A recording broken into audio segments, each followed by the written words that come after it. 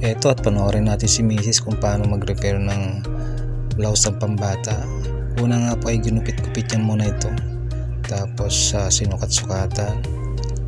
In-aging, nilagyan ng aging yung laylayan. Ayan nga po, at kasalukuyan nilalagyan ng aging. Ayan.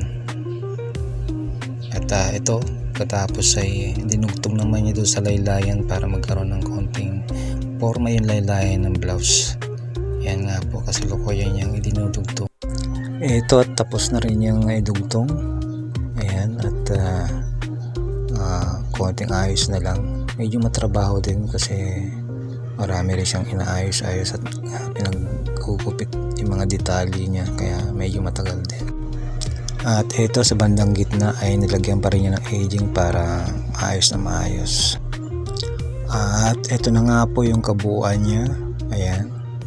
Ayan, hawak ni Mrs. Yan, pinakita yung laylayan. Ayan, kita dyan yung mga pagkakaano ng aging niya, kakatayo ng aging. Ayan, at maganda naman siyang tingnan sa kabuuan. Ayan, kitang kita yung kanyang aging.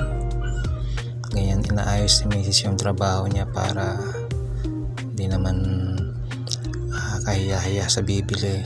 Ayan.